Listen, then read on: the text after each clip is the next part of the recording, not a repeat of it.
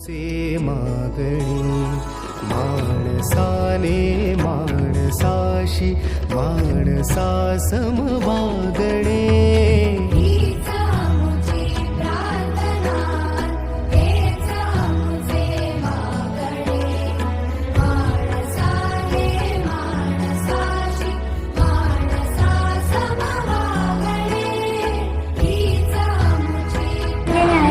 आणि दरवर्षी आम्हाला महादेव कोगुले साहेब वही देत होते. दरवर्षी महादेव कोगुले यांनी वही देतात. त्यांचा